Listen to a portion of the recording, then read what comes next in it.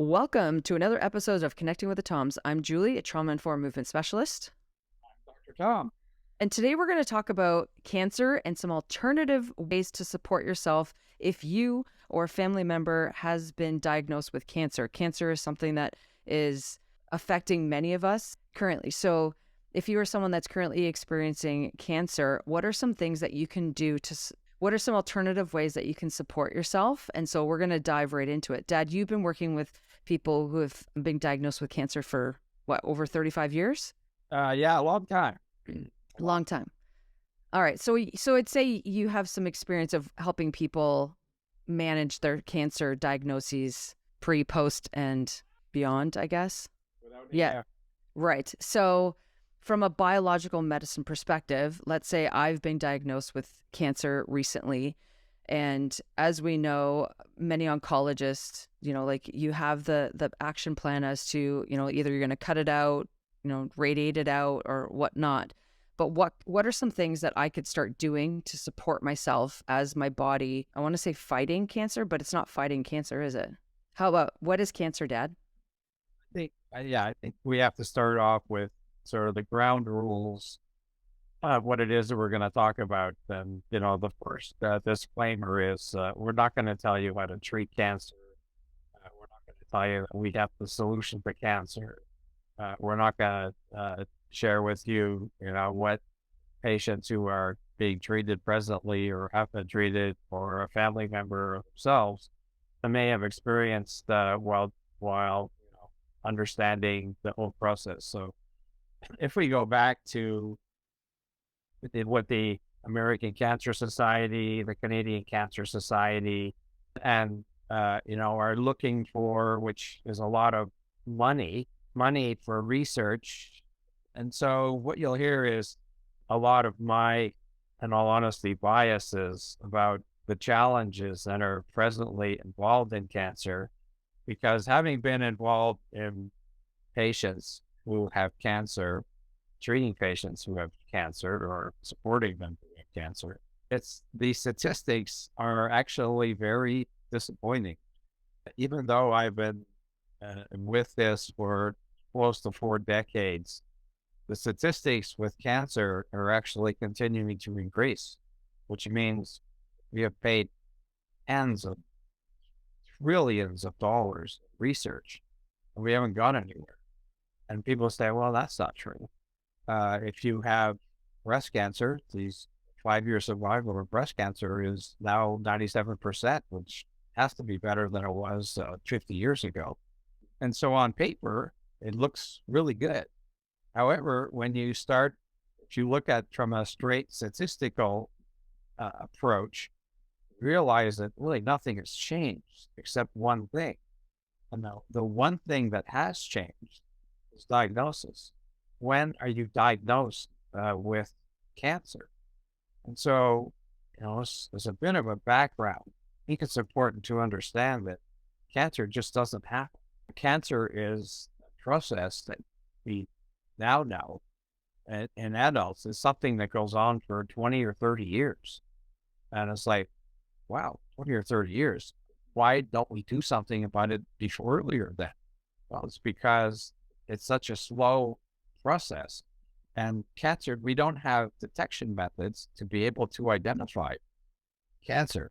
We keep hearing about blood cells or a blood test. We do mammography, we do colonoscopies, we do prostate exams, we do lung x-rays, but those are not to prevent cancer. Those are basically to diagnose it at its earliest stage so that intervention therapy can be started. So those are obviously important pieces of this puzzle, but from a biological medicine perspective, what we're really interested in, how do you not get cancer if such a thing is feasible? And that's a very daunting task because we already know that statistically, in 2023, 1 in 2 men at some point in their life will be diagnosed with cancer, and 1 in 3 women will be diagnosed with cancer. And by 2050, which isn't very far from now, literally over 30 plus years, the reality is we're going to be closer to 1 in 1 which means virtually everybody at some point will be diagnosed with cancer. A statistic I literally just read this week, which was astounding to me, is that it's now published that everybody in your body right now has 34.3 trillion with a T cancer cells. 34.3 trillion cancer cells in your body right now. They said, wow, well, then doesn't that mean we should all be treated for cancer? Yeah, the reality is exactly. That's what biological medicine really focus on, is the fact that they already know. Now they said, well, why isn't everybody diagnosed with cancer? Because we have an immune system. We have a lymphatic system. We have a nervous system. We have a digestive system. We have an endocrine system. We have a respiratory system. And all these systems have been designed to thankfully, hopefully, be able to eliminate these 34.3 trillion cancer cells that are in your body right as we speak. And we know, therefore, it would make sense that the best treatment of cancer is try and prevent it. But, the reality is, and what we'll talk about is whether you have it or not, the applications will be the same. It's unfortunate that if I look statistically at a patient who was diagnosed in 1950 with breast cancer, let's say, and you look at the survival of breast cancer in 1950, I'm going to say, I don't have the number in front of me, and I'm going to say maybe it was 50%. And when we say survival, all survival means it's what you lived 5 years. It doesn't mean you don't die. It means you, by statistics. So if you literally were to die 5 years in 1 day, you were a cancer survivor, which, is an interesting statistic to talking about. So what we have dramatically improved, without any doubt, is a much earlier detection. But fortunately, what the research has not done is spend more effort and more time in. Okay, so what do we do about these 34.3 trillion cancer cells? Are we just going to wait around until they basically get to a point where you can do a lump, be a mass, do a picture, or do a mammography or colonoscopy where you see some type of a mass or a growth? And that's unfortunately what's happening. By doing this preventive work, we have been able to diagnose in 2023 breast cancer at an earlier time. However, when you statistically look at the 20 to 30 year process, in 1950, the breast cancer patient wasn't discovered until well into the mass formation. In 2023, it basically is an earlier stage. So that's why we have 97% survival, but the process is still the same. It's still a 20 to 30 year process, whether you discovered it in 1950 or discovered in 2023. So we have to certainly pay a lot of attention to the types of things that we are well aware of that are problematic as far as causing triggers of cancer. So the things that are identified and the whole are people going to do anything about it? We are statistically have been research. You hear about it all the time. Some of them you already know. People say, what has been the number one cause of lung cancer? You'd be hard pressed to find a person who says, well, obviously it's smoking, and it is. And that's one of the 9 modifiable risk factors. So the other ones are high body mass index. So we know that being overweight, and unfortunately our society, as we know, especially younger and younger children, are getting to that particular point, which of course is why by 2050, we're going to see even more and more statistically numbers of this thing. We also know that low fruit and vegetable intake is, and why? Because it's not providing us with enough nutrients, with enough minerals, with enough agents We know in the basic treatment guidelines that we've talked about, the statistics from 2018 have shown that the best number color-wise is 10. It used to be 3, and then it was 5, and then it was the rainbow. But the research as of 6 years ago have said the goal is 10 different colors of fruits and vegetables. We know that physical inactivity is a modifiable risk factor. We've already talked about the idea of smoking as a modifiable risk factor. Just very recently, the whole idea of alcohol has changed. You may now know that they're basically saying that anything more than 1 ounce is not a whole lot. It used to be, a couple of drinks for men and one for women. Now we're talking 1 ounce. So there's obviously that information is just in the last few months, per se. So, it's like, we really want everybody to become teetotalers. No, probably not. However, it is a modifiable risk factor, and one should be aware that in the next 3 decades, we're going to see more and more people because of the amount of alcohol that unfortunately is consumed in general. Actually, just to add on to that, it's just in Canada, there was an article that came out a few months ago that said basically 2 drinks a week is the limit. And so now what we're seeing is there's a huge rise in non-alcoholic drinks because people are like, well, what do we do instead? And and then it opens the whole can of worms as to why people drink and what are they, that coping mechanism and whatnot. So it opens the emotions to it. But I just wanted to throw that in there that it's alcohol consumption, it's on the radar for the CDC and the Canada's governing board, and the government is looking at alcohol consumption is definitely something new. It's newer on the radar for sure. So those are the types of things that you personally have pretty much a direct impact on. The outside influences that you, in a small way, have it that have been associated and is associated with, which is lousy air quality. So if you were living in Los Angeles or some city where, they sort of get socked in with lousy air quality, breathing poor air quality is almost as bad as, smoking cigarettes. And now, of course, we see that, smoking pot, is that any better? The reality, it isn't. So, we'll do it in gummies, we'll do it in other ways. So we avoid one way of irritating. Certainly the idea of, cigarettes or foreign smoke, and smoke, whether it's, directly into your lungs or it's into the air because of air pollution.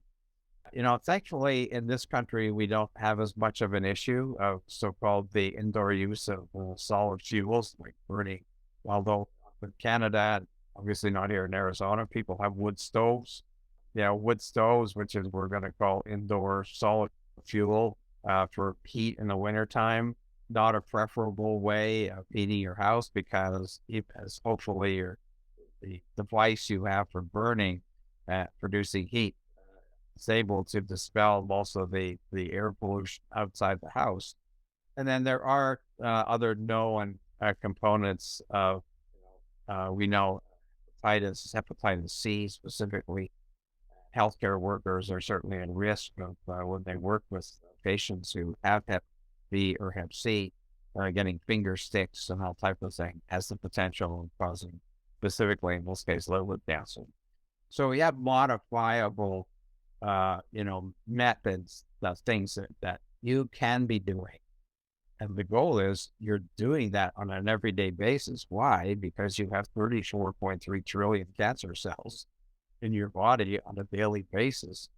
And it's like, but that sounds like a lot.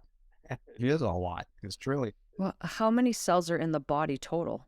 It has 13 times, or 10 with 13 zeros behind. A lot. So what do you know what percentage of cancer cells are in the body? Relatively speaking, we go from 9 to 13, so we're adding 4 more zeros. Right. So, and of course, thankfully, a lot of those cells are immune cells and our nervous cells. All our cells are digestive cells. all our cells that are thankfully responsible for removing these foreigners from our body initially. So, we'll say that's sort of an overview, gives you a bit of a hint of the things that you can be doing, although we'll get into more specifics in general. So, one of the things, so therefore, I think one of the most important things with cancer is attitude. We finished the last podcast saying that, cancer is not a sentence, it's just a word. However, the way the population looks at it, the way that an individual who, has an unfortunate meeting with a physician and said, "Oh, I have some not so good news." There's another way of looking at it and say, "I've got good news. You have cancer, and now you have the opportunity to make some changes that can dramatically improve your quality of life." So, depends if you want the glass half empty or the glass half full. The unfortunate thing is that many people, be a rare person now who doesn't have personal experience in one way or the other, with somebody who has cancer presently, and that's because of the way the medical profession presently approaches cancer. And you hear the word, it's a war, it's a battle, it's a fight, which is like, it isn't. Why are you in battle with your own body? Why we don't have to be in battle with our own body. We basically have to support our own normal physiology. And we know, because we have all these great immune cells, etc., we have the ability to take care of these certain 4.3 trillion cancer cells in our body. And so but if you look at the approach, as you mentioned, we only have the present approach to cancer is one of four things. They'll either tell you you need to do surgery, or you'll need to do chemotherapy for what's going on, or you'll need to do radiation, or now we have what are called biologic therapies, not to be confused with biological medicine. So, and all those are attempting to do is to reduce the number of cancer cells. But just think about what I just said.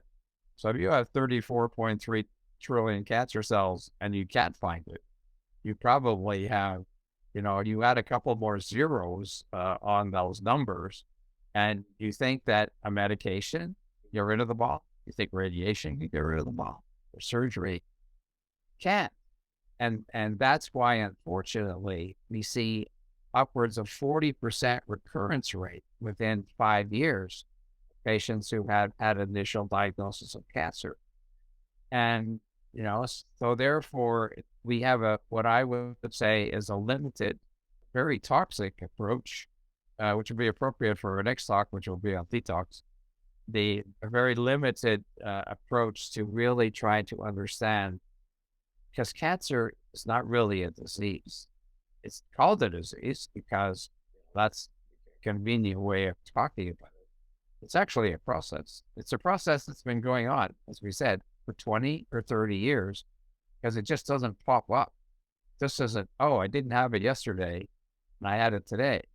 And no, you've actually had it for many, many years because of the slow process genetically, hereditarily, all these modifiable risk factors that we just talked about for what's going on. But can I stop you there though? So then how is it that kids are diagnosed with cancer? If it takes 20, 30 years to build up. So how come kids are born with it or, get it within a couple? That's a great question. It is a great question. And therefore you say, well, how's it possible? How it's possible is called transgenerational. Right. Generational meaning the initial cells could have literally come from your grandfather or your grandmother, or, someone else that got transferred into your own parents, or perhaps from your own parents who weren't diagnosed with it per se. And so we know, because it's a multi-year process and epigenetically, and which is beyond even genetics, that are modifiable, which is really how one of the more important approaches. And why these modifiable risk factors can now fall into the idea of epigenetics. That's why we are doing the things that we do, and why we talk about basic treatment guidelines, et cetera, et cetera. So children, unfortunately, who develop cancer at a very early age, you would really have to look back in their genetic tree. How far back? We know transgenerational. We know in animal studies, in rat studies, that they've actually traced changes genetically 85 generations. That's far. It's ridiculous. We're talking before Julius Caesar, type thing, even before Christ. That's in an animal study. They can do it because the animals, don't live. Yeah, the short-lived lifespans. Yeah. So, by humans, we're living 80 years, hopefully not, or even longer, in general. So and studies, therefore, we know. So we can assume, we know actually, there's good research for at least one, if not two generations back, as far as these cells, these abnormal mutant cells, we'll call them, that get transferred into our own genetics and then genetically expressed, basically manifest, which is why. So yes, children definitely get cancer, but by far, the greatest number of people who get cancer are over 50.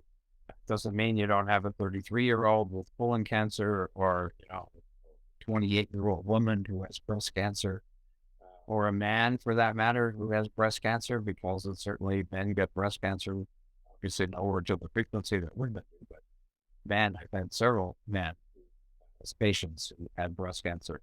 So it's the same factors that, play a role. Therefore, we know that hormones are playing a role in that type of thing for what's going on.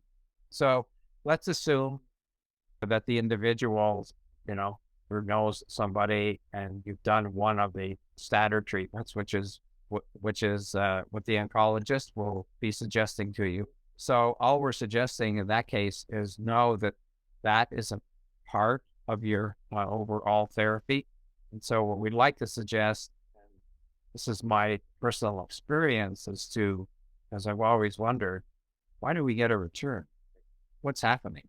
Well, first of all, none of those therapies, and if you ask your oncologist, they'll tell you, there's no possible way to know that if you take chemo, if you do surgery, if you have radiation, or if you're doing one of the newer medications, that it removes 100% of the cancer cells.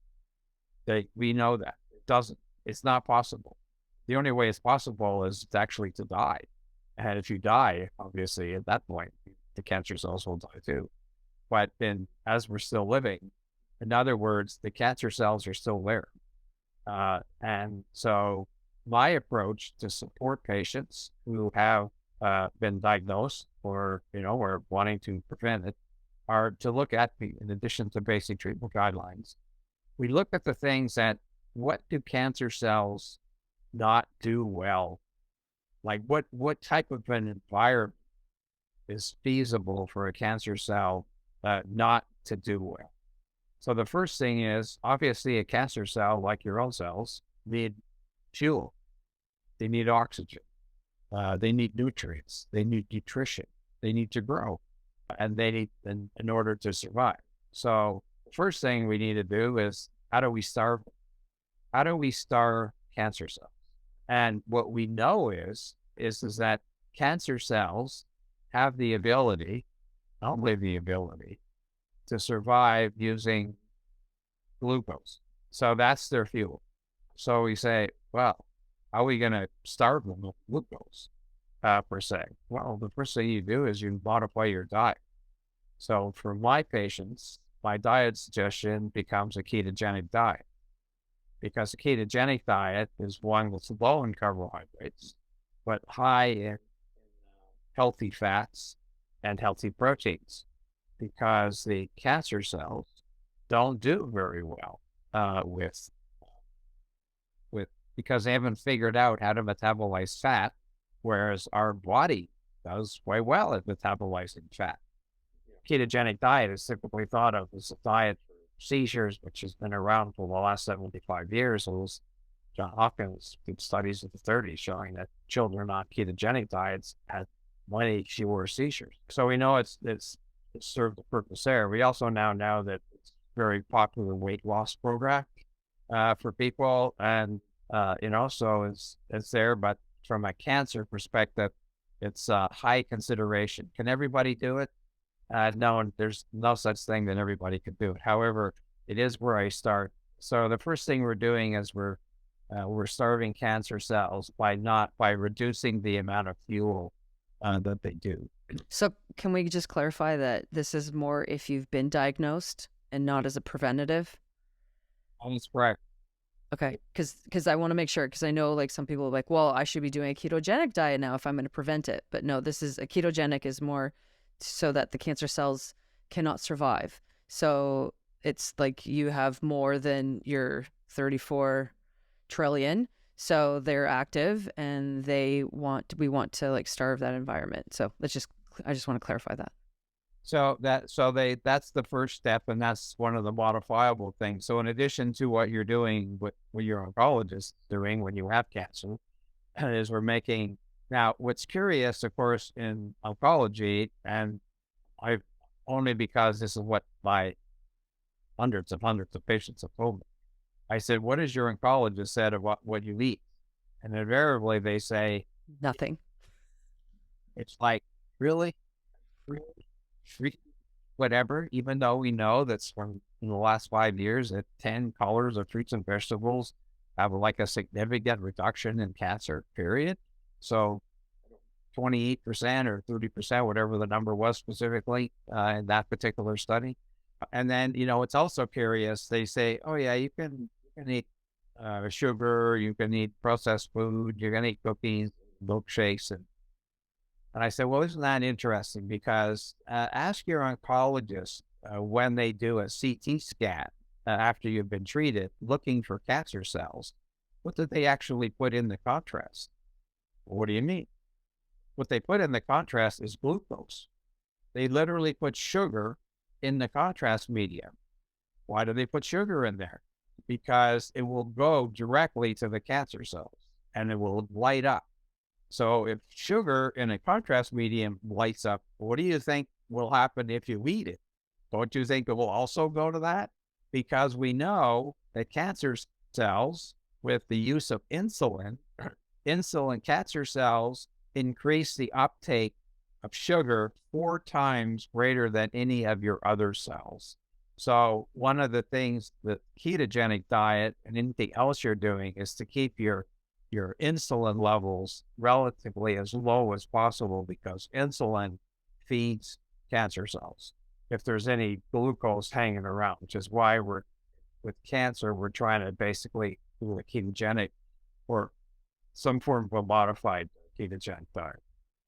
So it should be clear to people, from the diet perspective. So yes, we're not saying ketogenic is preventive. What we're saying is a diet that prevents insulin spikes, which means modified carbohydrates or eating healthy combination of carbs, proteins, and fats is really the best diet that we should all be eating, whether you obviously as a preventive would be a preferred thing to do.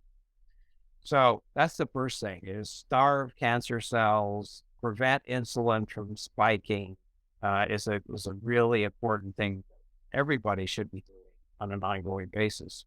The next thing that we know cancer cells don't like is oxygen. One of the best ways to kill cancer cells is flood them with oxygen.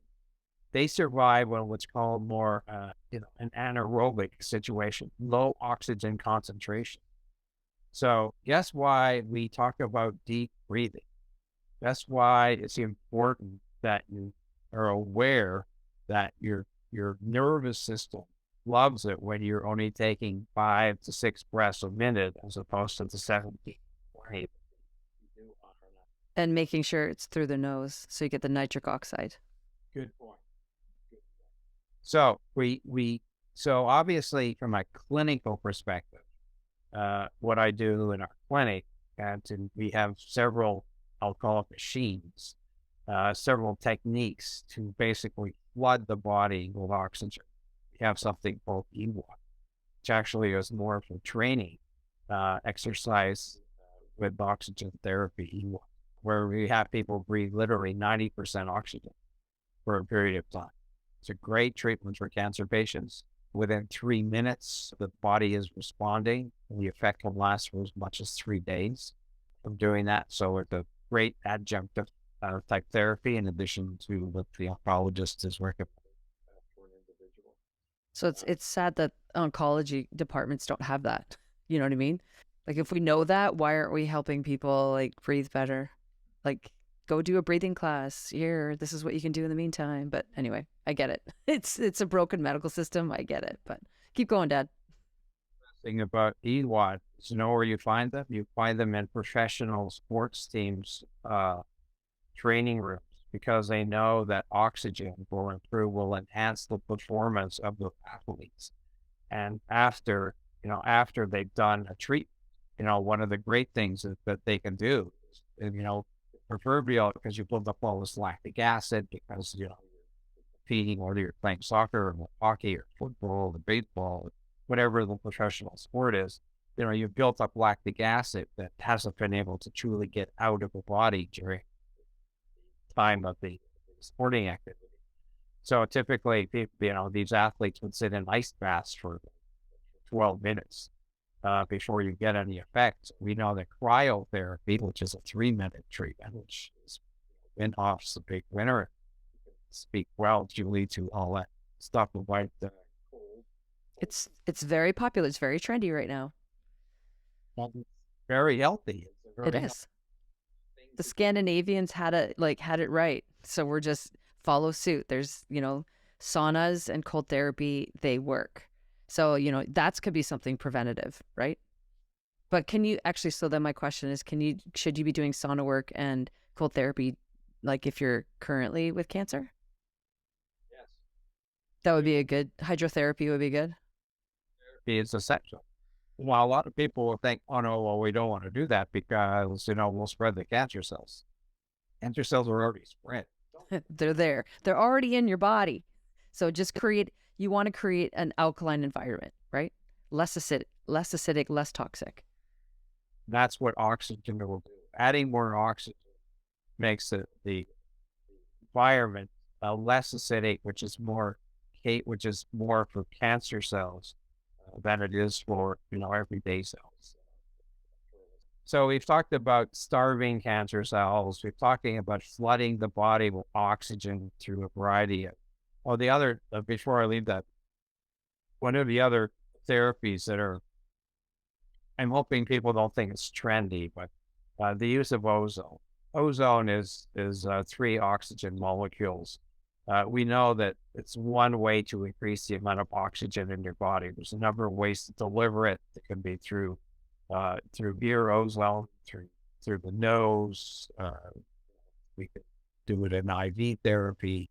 We can do it rectally. We can do it vaginally. So we can get ozone into the body, which can prove to be incredibly helpful. Is that if you have cancer? Is this preventative? I can do it. I should do it.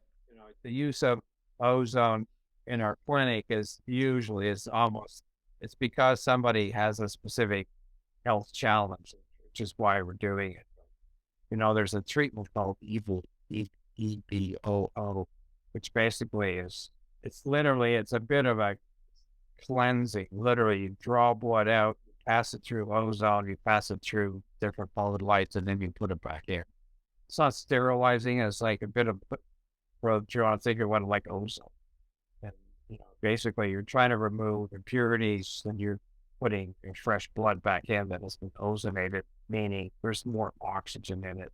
More oxygen, therefore, becomes a preventive treatment as well as a cancer treatment for people ultimately who are doing that while the treatments. So we mentioned that. Now, another thing that has been talked about by Otto Warburg, who won a Nobel Prize years ago, when we realize that the body, for all intents and purposes, is just a massive electromagnet. We are full of electrons, electrons, protons. We have these atoms, per se. You hear about the atomic bomb, that, you split the atom, you get this incredible amount of energy. So we know this idea that our body is literally full of electrons. We know that, the reason that grounding is such an important component, because it's one way to get electrons back in our body. So as a preventive, we talk walking on the grass, walking on the beach, walking in water on the beach, lying on putting your feet on a grounding pad, having a grounding sheet on your bed, are all ways that you can preventively keep adding electrons into your system. We're also once again, in our clinic, we have specific things called pulse electric magnetic fields, that if you've been to a chiropractor or physical therapy, probably they have it. They're literally adding electrons. And we know that when you have more electrons, your body heals better. So, when people are typically have been using it for the idea, and an injury per se, well, we'll heal the injury. And I can assure you that there isn't any professional sports team that doesn't have pulse electric magnetic field machines in their weight rooms and in their recovery rooms, we'll say. And these athletes are doing this kind of thing on a regular basis. It certainly should be. So we starve the cells, we keep insulin level low, increase the amount of oxygen on a regular basis. We increase electrons on a regular basis. Those are the things that are not done in conventional medicine, which is why I think, since those 4 treatments that we talked about cannot eliminate 100% of all cancer cells, you can't even take it back to the 34.3 trillion that we all have, because we're still at another zero. We still have all those cells floating around in our body. And so they have a head start, to basically return, maybe in a different site. So now we have what's called metastatic disease. So breast cancer patients, find that they have ovarian cancer or colon cancer, it's lung cancer, it's gone somewhere else. How did it get there? Say, was there all along. It just was never treated specifically, which is why even women who had breast cancer, had a mastectomy, supposedly removed all the cancer cells, they've already escaped. They're already in your big toe. They're somewhere else, because, they don't just, so there's no, cancer is never, and should never be considered a local disease, because it's not local. It's just where you find it localized. Doesn't mean you don't have cancer. And so, well, we'll remove the lymph nodes, which is the next point, is preventatively, how do we keep moving our lymph? Because we know that, people that have had cancer treatments, especially when it was breast cancer or whatever, why do they remove lymph nodes? Because they find cancer cells in these lymph nodes, which suggests that the lymphatic system is one of the most important and key components of our immune system. So from a preventive perspective, in addition to doing lymphatic treatments, and we do lymphatic treatments pre, post, and, during cancer, they say, well, no, you're spreading it. No, we're actually moving the lymph, because that's how the body gets rid of all these dead and dying cancer cells when you're doing conventional treatments. And so we know the number one way to treat lymph is move. Castor oil. What? Moving. Yes. Castor oil, glycine, often. Two of they from. Once again, you can easily incorporate them as part of the basic treatment guidelines for what's going on. But just moving your body, that's, we're movement, exercise. Not going to the gym to lift 100 pounds, just walk it, just, stretching, doing yoga, doing Tai Chi, all those positive things. Well, people say, but it's not cardiovascular. Well, there is some cardiovascular effect from doing that. Just recently, the new number now for walking apparently is 8,000 steps. Yeah, I saw that article too. Yeah. So we're doing lymphatic treatment in addition to what your oncologist is ultimately doing. The other component, I think, on a regular basis that we need to be mindful of is the role that the nervous system plays. We know, unfortunately, that 87% of our self-talk is negative. And I think that's one of the most devastating things in cancer is that people believe it's a death sentence, which it isn't. Instead, I think it's an opportunity to realize what are we here for? Readjustments. We talked about your purpose a few podcasts ago, and maybe it's an opportunity to really hone in on what your true purpose is, what it's doing. And so the idea of the nervous system and the role that the nervous system plays in my patients, I find that the patients who have a positive outlook, this is the best way of saying it, that generally do better no matter what their treatment is. They do really well if they do chemo. They don't seem to have adverse effects. They do well if they do radiation. So the positive attitude has a lot to do with their immune system. So we know that the regulation between our immune system, our digestive system, and cancer cells is very prominent in the healing. It's people, which is why I would never tell a patient that this is the prognosis. Because as soon as you give somebody a prognosis, you basically put them into a negative thought process, and so the prognosis is whatever the length of time is that you have left, you're going to have a heck of a good time. You're going to have a high quality of life. And that is a really important component. Fortunately, one day we're all going to pass away from something. Some people, unfortunately, pass away a little bit earlier than others. However, they've been able to find their purpose. And, I will say that I have treated many, many, many patients with cancer up in stage 4 who are no longer with us. But what I received from their family members are thank you cards. Thank you cards for the fact that they did so well. And I remember when my very first cancer patient was a 65-year-old veterinarian. This is 30 years ago, per se. He had esophageal cancer, and he had twice, literally, they put in a new esophagus. They took a piece of his colon, put it in his esophagus, but his stomach was literally residual. And, he had a recurrence, and he wasn't doing well. He was actually given probably less than 3 months to survive because they said, we're done. We've done everything we could. So he somehow showed up in my office, and, I said, I don't know if you're going to even live 3 months. Well, what I can share with you is some things that I think potentially could be very beneficial for your quality of life. And that gentleman lived 27 months without doing any additional conventional therapy. And so when he passed away, his wife and his daughter sent me one of the nicest letters I've ever received. And they said, we can't thank you enough for what you did for husband, dad. He was able to do his work. He saw 2 of it. He saw his nieces graduate from school. He saw a couple more grandbabies being born. He was able to go to his greatest love, which is fishing trips in Alaska. And, basically, when we started out this, he basically had nothing to look forward to. He had everything to look forward to. And he lived 26 months in high quality of life. And then, once the end was near, he was very peaceful about it, and he had a very peaceful transition. To me, that's an incredible success story, even though unfortunately he passed away.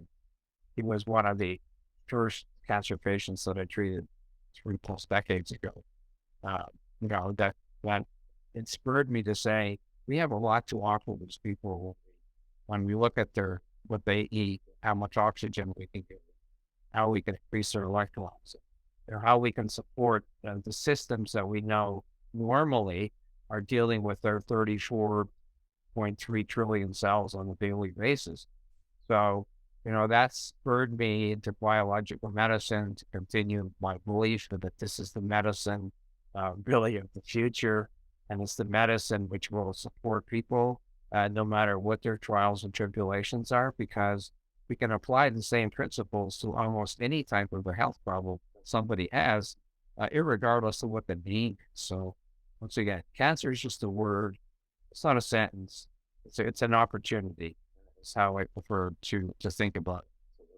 So one thing we haven't really addressed are the emotions. So I want to bring up Gabriel Mate's book, When the Body Says No. His book, if you're as a listener not familiar, it's a book where he talks about different personalities develop certain dis-ease in your body. So for instance, there's certain personality traits for breast cancer patients, and they're able to predict. In the book, he talks about that they're able to, some women would come in and they could predict if they're going to get breast cancer or not based on their personality and their emotional profile. Same thing with ALS and MS, and there's some emotions. So you talked about the nervous system. And that's something that's near and dear to my heart, because to me, the nervous system's a big piece of the puzzle, stress, the autonomic nervous system particularly. So you talked about, positive mindset. So, to go along with that, gratitude, practicing gratitude and, journaling and doing positive affirmations and whatnot is important. But what I often struggled with myself is this mind over matter. Like Dr. Joe Dispenza, he's very much like he cured himself through mental, like he thought himself well after a car accident. But where I've struggled is if you don't really believe, like there's a part of you that really doesn't believe, or you have that imposter syndrome, or, like, I really don't know if I can survive this, that wreaks havoc in the back of your mind. So when you're able to tap into that autonomic nervous system and the senses and what the emotions that are existing in your body, there's true power in that. And that's where it's a bottom up approach. It's allowing you to actually, what is my body trying to tell me? Cancer, as you're saying, Dad, it's basically saying, I don't feel safe. When I have cancer in my body hasn't felt safe in a long time. So what do I need to do to feel safe again? So emotionally, what sensations do I need to feel? Do I need to feel pressure? Do I need to feel heat, cold, like you talked about, with the different modalities? And it's funny because you talked about grounding. And of course, today I posted about grounding on Instagram. So it's very timely. These modalities are fantastic, but it's really, I think, an important piece that not enough of people talk about are the emotions that are that surround this. And I think not enough people really understand what are the emotions that show up in your body when you think of cancer, or or not, and like what are the emotions that are happening in your body on a day-to-day basis. Because those, to me, and what Gaber's saying is that some of those that hang around with you a lot. So if you are feeling shame, or if you're feeling worthless, or if you feel overwhelmed a lot of the time, that creates an environment for cancer cells to thrive. So what we want to do is we want to bring awareness to that. And that's a lot of the work that I do. But I wanted to ask you, like, what are your thoughts on the emotional piece in cancer? Well, of course, that goes to the book that I just wrote and published, because it's really all about trauma. And, what Yabur is talking about, listened to his things and read his books, his own personal life story, coming basically out of Germany, concentration camps, et cetera, per se. So, from my experience dealing with patients with trauma, and what you're talking about, whether it's shame or lack of self-respect, to me, that's what I refer to as learned perceptions. Those learned perceptions start pre-conception. They start in your grandparents, your great-grandparents, and your parents, and then at some point you get conceived, and that transgenerational energy easily is transferred into the seeding of the soul at the moment of conception, that ultimately starts to show up through our life. And then we experience different things, and how we perceive these different things ultimately translates to how we perceive events throughout our entire life.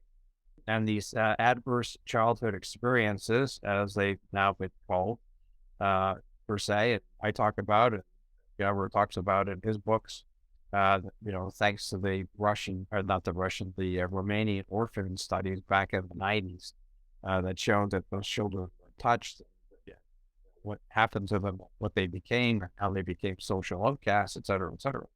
So absolutely, the emotional aspect is the trauma aspects that people experience. And I have never seen a cancer patient who doesn't have can can recount to you 3 or 4 relatively traumatic events. They do not associate that with their cancer because they're unfamiliar with the fact that those experiences could have had such a dramatic impact. Interesting.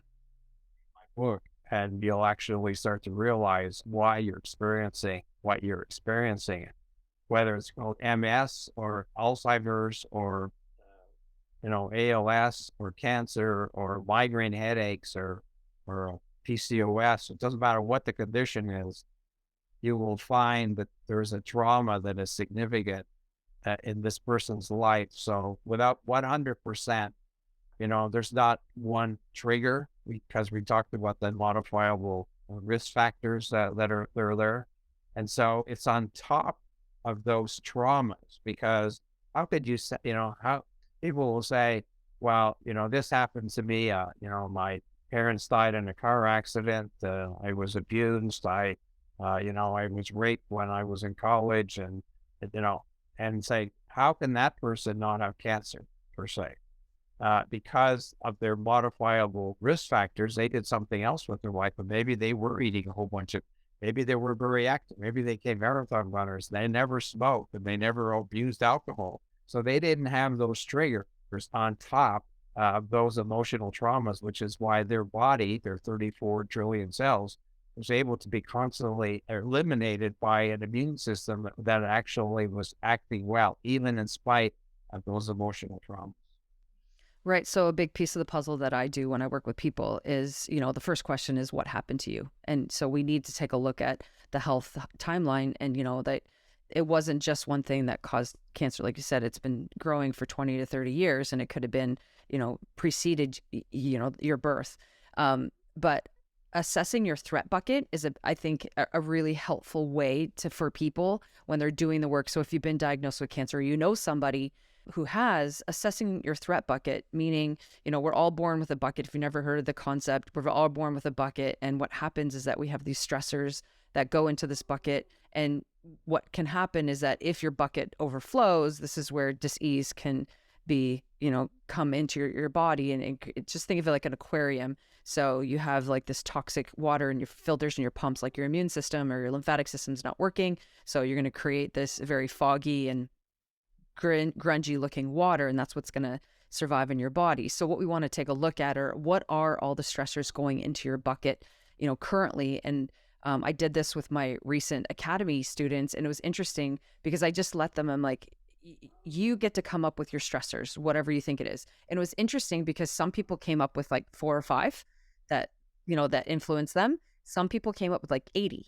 And some people had like 40. So it's really interesting to see where they're coming from and how in depth they're looking at what kind of stresses. Because when we talk about stress, there's emotional stress, there's mental stress, there's social stress, there's physical stress, right? So there's different factors. And I think it's important that, like if you are, currently dealing with cancer or you want to prevent cancer, it's really important to start assessing these pieces, assess what did happen to me and, what are the emotions that do exist in my body and how can I, just bring awareness to it? Because one motto that I work with is awareness brings understanding and understanding brings choice, because from there we can have a choice. And I think, in my experience, when you hear the cancer word, a lot of people feel they don't have a lot of choices, but there is choice. There is opportunity. There is lots of different things that you can do to support yourself. And just another story is that I have a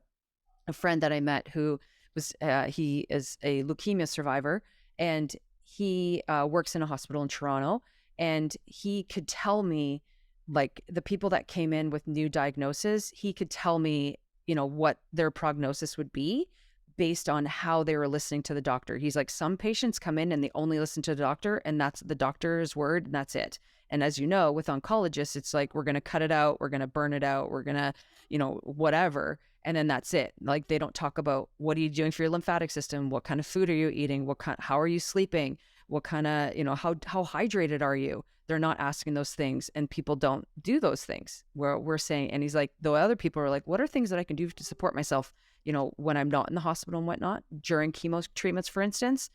And you hear all those people that do those things that you just mentioned, and they're much more successful. And so he's like, he sees it, like he sees these people. And that's something that we want to share with you, is that cancer is not a death sentence. It's like you say, Dad, it's an opportunity for you to reevaluate what's happening in your life right now. And right now, for me, the simple thing is, if you have cancer or struggling with any kind of diagnosis, your body doesn't feel safe. So what can we do today to make you feel safer?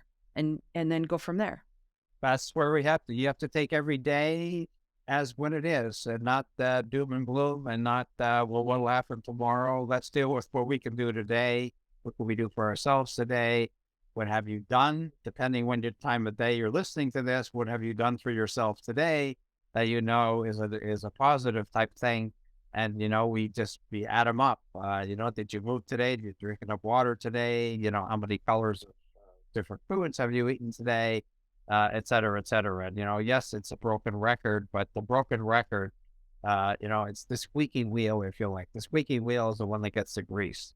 What we're trying to do is we're trying to grease those squeaky wheels, and not just listen to say that, now this is your only option that's available, because what we've laid out here is the fact that you have so many options, and they're dependent on your own personal desire to be engaged in the process. Remember, it's a process. It's not a sentence. That's just it. It's a process. So it's just, how are you going to take it, right? So at the end of the day, you have options. So the glass is half full, as my dad likes to say. Do you have any other parting thoughts, Dad? Well, we shared so much. I'm hopeful that this particular podcast will get people thinking and realizing the value of all the previous podcasts that we've been doing. Right.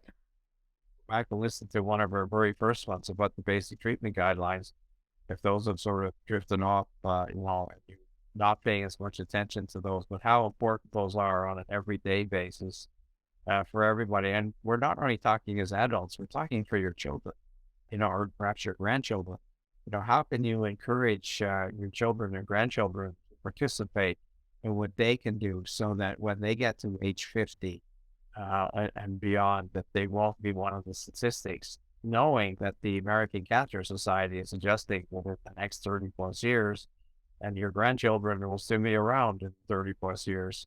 Like what can they be doing right now to decrease, not eliminate, because you can never eliminate, because it's chances still plays a role here, but to minimize their potential challenges that they may come by the time we get to the year 2050.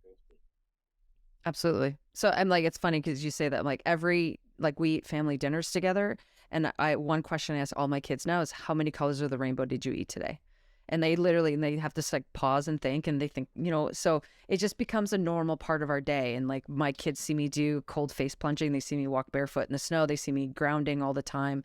Include your kids or your grandkids in the activity and do it together. So this is like that alone right there. When you're doing it together, that creates that connection. It creates this energy that allows everybody to heal. And just, it's a whole symbiosis type of thing. So yes. Awesome. So if you have questions, you can always send them to us. Our contact information is in the show notes. We appreciate you, and thank you for listening to us. And as my dad mentioned a little bit earlier, our next podcast will be on detox and whether or not you should be doing them, because it is springtime right now. So that seems to be a very popular thing that a lot of people like to explore this time of year. So we're going to give you the ins and outs of detoxing in our next podcast. So thanks so much for listening, and we hope you found this valuable. Talk again, everybody.